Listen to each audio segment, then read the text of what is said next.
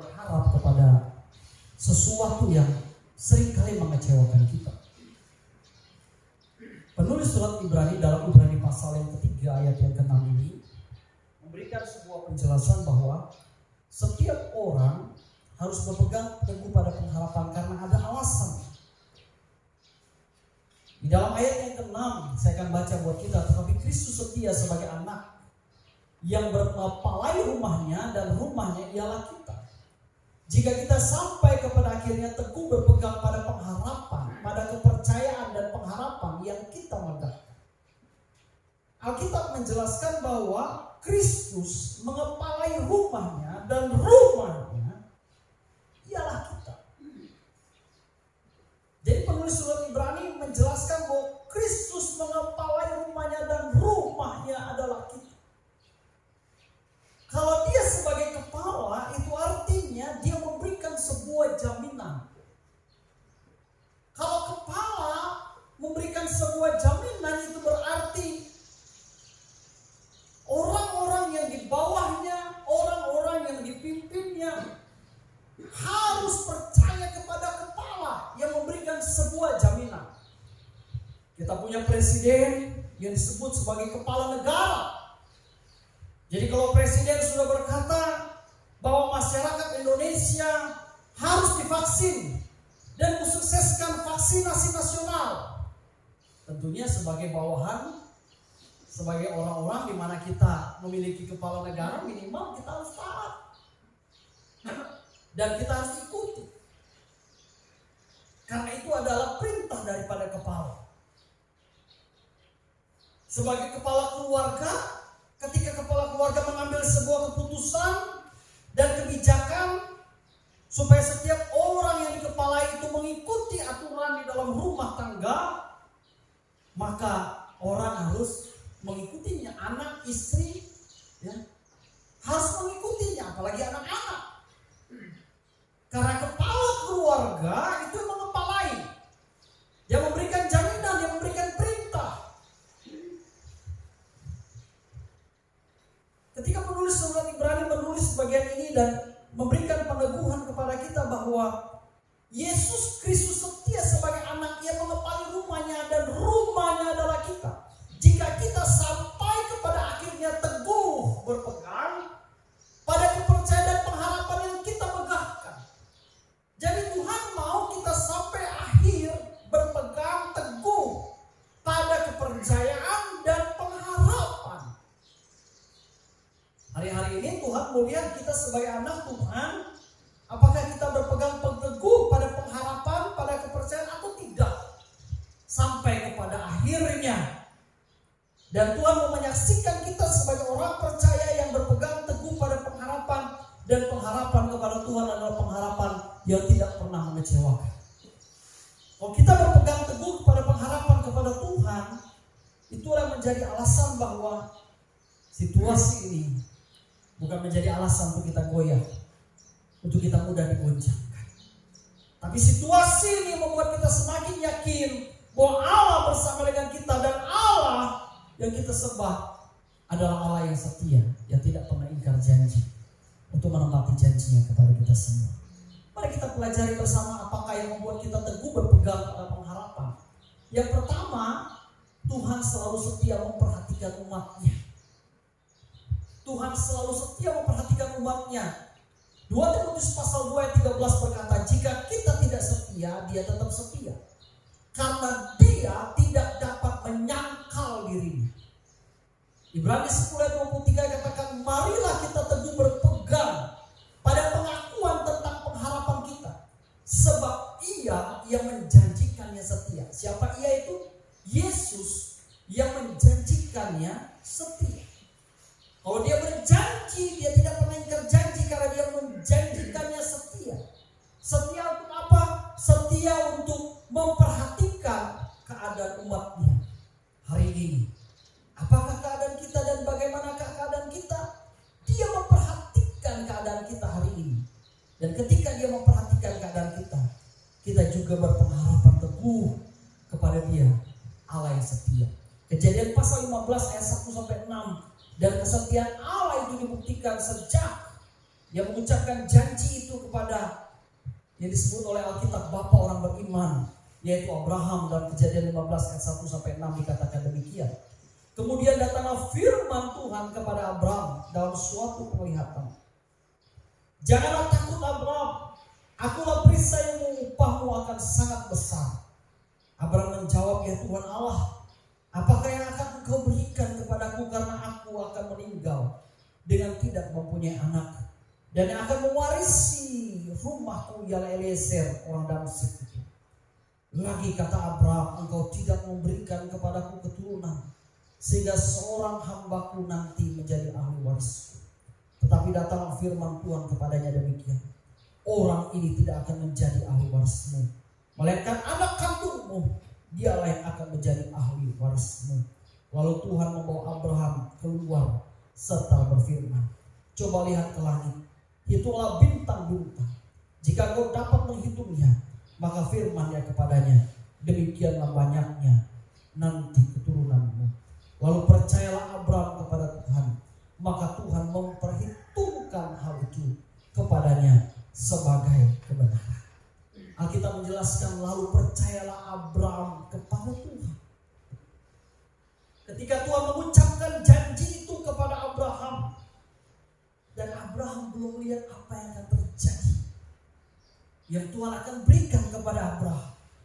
Abraham belum melihat apa yang akan Tuhan lakukan dan kerjakan kepada Abraham, tetapi dia berjanji Tuhan akan membawa, Tuhan hanya membawa Abraham, mari lihat bintang di langit, dan begitu banyak keturunanmu. Yang Tuhan perlihatkan kepada Abraham hanya bintang di langit, tetapi janjinya adalah aku akan memberikan keturunan kepadamu, dan anak kandungmu yang akan menjadi pewaris dari apa yang menjadi milikmu hari ini. Tuhan membawa Abraham dan Tuhan bilang kepada Abraham, lihat bintang di langit, begitu banyak keturunanmu nanti kelak. Dan Alkitab katakan, lalu percayalah Abraham kepada Tuhan, maka Tuhan memperhitungkan hal itu kepadanya sebagai kebenaran. Jadi gambaran teguh terhadap gambaran Alkitab tentang teguh berpegang kepada pengharapan itu, bahwa seringkali kita tidak diperlihatkan oleh Tuhan sesuatu yang membuat kita yakin terhadap apa yang akan kita kerjakan, tetap apa yang akan kita capai ke depan. Tetapi Tuhan melihat kita, bagaimana kita terus berjalan, berpegang teguh kepada perjanjiannya, dan kita berpegang teguh kepada perjanjiannya. Tuhan melihat kita, apakah kita jalan terus atau tidak, apakah kita terus melangkah atau tidak, atau jangan-jangan kita malah mundur ketika Tuhan berjanji akan memberkati kita, memberikan kita keberhasilan, memberikan kita keturunan. Apakah kita akan terus berjalan atau tidak? Apakah hari-hari ini ketika kita diperhadapkan dengan persoalan dan masalah yang begitu luar biasa, kita akan berkata, kenapa situasi ini semakin hari semakin berat? Bukan semakin hari semakin ringan, semakin hari semakin berat. Kenapa situasi ini semakin hari semakin sulit, semakin hari semakin suka? Tetapi kalau kita teguh berpegang kepada janji Allah, seperti Abraham berpegang teguh kepada janji Allah, dan Alkitab katakan Tuhan memperhitungkan itu kepadanya sebagai sebuah kebenaran. Apa arti dalam ayat 6 dari Kejadian pasal 15 ini? Alkitab mengatakan bahwa janji Tuhan itu sebagai sebuah kebenaran, dan dia akan perhitungkan itu, dan dia akan tepati itu, karena itu merupakan kebenaran, bukan merupakan janji palsu yang Tuhan ucapkan kepada Abraham dan terbukti Tuhan memberikan keturunan kepada Abraham. Kalau dia memperhatikan kita, pernahkah dia lalai tidak memperhatikan kita? Dia memperhatikan kita sekarang. Tapi manusia kadang-kala tidak memperhatikan kita. Sebagai gembala sidang, mohon maaf kalau saya kadang-kala tidak memperhatikan semua jemaat dengan tertil, dengan baik, dengan teliti. Saya punya kelemahan sebagai gembala. Mohon maaf kalau saya kurang memperhatikan Bapak Ibu secara detail dan teliti, semua dari anak kecil sampai anak besar. sampai orang tua, karena saya terbatas sebagai seorang gembala. Mohon maaf kalau saya tidak menyapa Bapak Ibu setiap pagi satu persatu. Mohon maaf kalau saya lalai tidak mengunjungi Bapak Ibu ketika Bapak Ibu sakit, ketika Bapak Ibu lemah, ketika Bapak Ibu punya masalah, ketika Bapak Ibu sedang ada di rundung semua masalah dan persoalan. Mohon maaf kalau saya tidak memperhatikan, tidak mengunjunginya, karena saya terbatas. Karena saya sebagai manusia, sebagai gembala terbatas. Tetapi tahukah Bapak Ibu, dengan keterbatasan saya tetap berusaha bersama dengan keluarga melakukan yang terbaik dan berdoa selalu untuk Bapak Ibu. Kalau kita kadang-kala tidak diperhatikan, kita marah, kita kecewa. Dan ketika kita tidak diperhatikan dengan orang yang memimpin kita sebagai kepala, sungguh mungkin kita merasa saya sudah bekerja ini dan itu, saya tidak diperhatikan, saya tidak diapresiasi, saya tidak dilihat, saya tidak diberikan reward, saya tidak diberikan peneguhan, walaupun saya sudah melakukannya ini dan itu. Oleh karenanya kita punya Tuhan yang selalu memperhatikan kita. Marilah kita terus teguh berpegang kepada pengharapan. Yesaya 63:7 bilang, aku hendak menyebut-nyebut perbuatan kasih setia Tuhan, perbuatan Tuhan yang masyhur sesuai dengan segala yang Dia lakukan Tuhan kepada kita, dan kebajikan yang besar kepada kaum Israel yang dilakukannya kepada mereka, sesuai dengan kasih sayangnya dan sesuai dengan kasih setianya yang besar. Tuhan akan melakukan perkara ini, dan kita akan menyebut-nyebut perbuatan kasih setia Tuhan dan perbuatan Tuhan yang masyhur. Artinya bahwa ada ucapan syukur yang keluar dari mulut kita setiap waktu karena Dia selalu memperhatikan kita. Seringkali kita selalu diperhatikan Tuhan, tapi mohon maaf sebagai orang Kristen kita lupa memperhatikan pekerjaan Tuhan. Jujur kita abai, kita lalai itu memperhatikan pekerjaan Tuhan.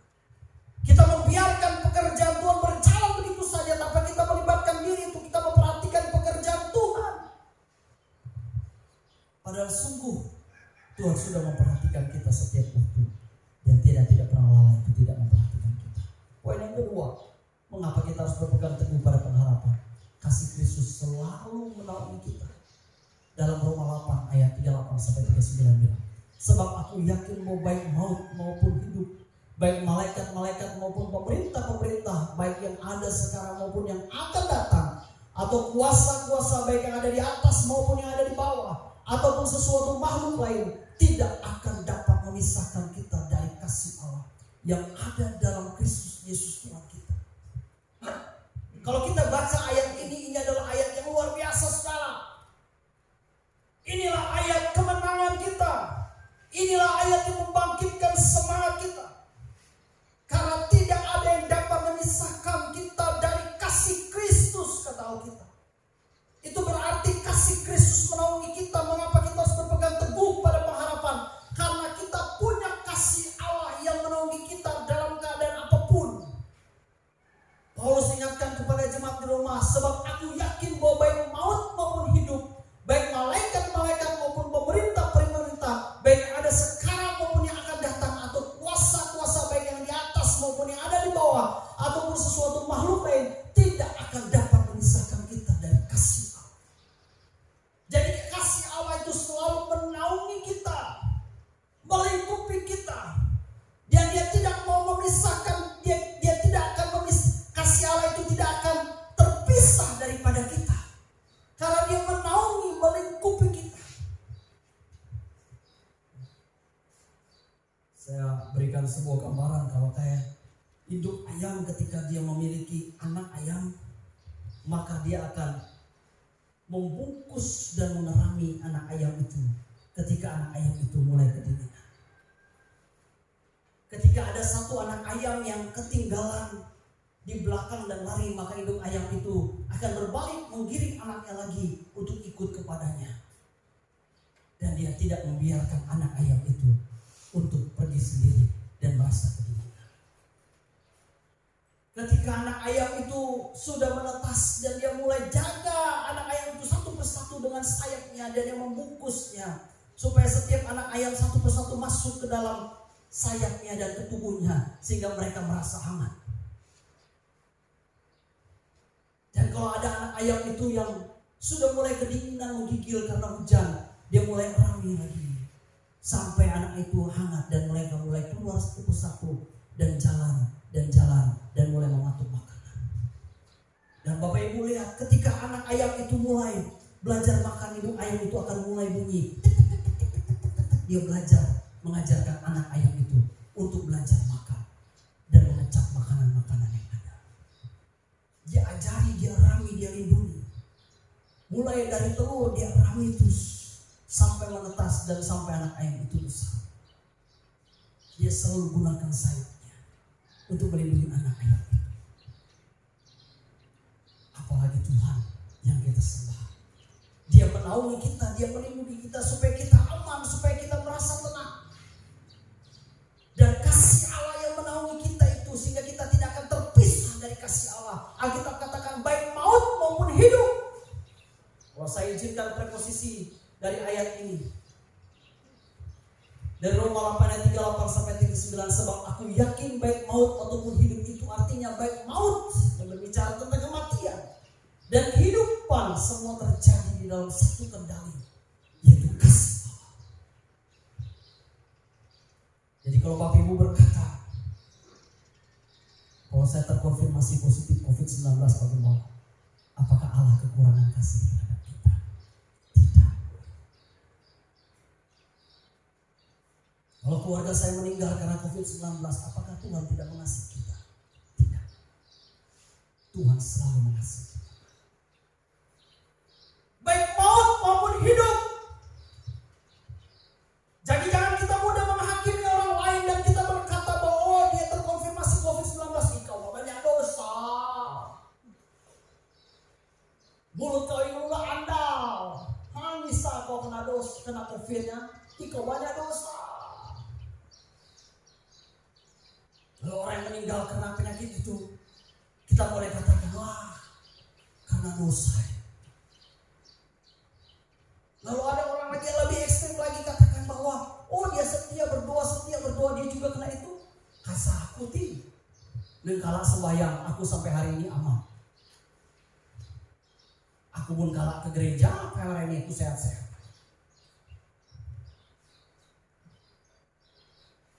Apakah Allah kekurangan kasih-Nya ketika maut kita hadapi? Ketika kesulitan kita hadapi, apakah kita kekurangan kasih Allah? Tidak. Kasih Allah tetap menaungi kita. Maka dari itu sebab aku yakin baik maut ataupun hidup, itu artinya baik maut atau kematian dan kehidupan, semua terjadi dalam satu kendali, yaitu kasih Allah. Semuanya terjadi dalam satu kendali, yaitu kasih Allah. Apa yang terjadi dalam dunia ini, semuanya ada dalam kendali kasih Allah.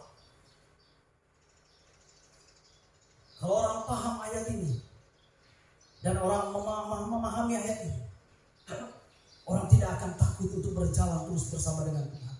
Karena kita sedang dikendalikan dengan satu kendali, yaitu kasih Allah. Yang menaungi kita, mengerami kita, meliputi kita, melindungi kita, memagari kita setiap waktu, setiap saat. Apakah ketika kita sedang terkurung dan isolasi mandiri, kita mulai berkata, oh Tuhan tidak mengasihi saya.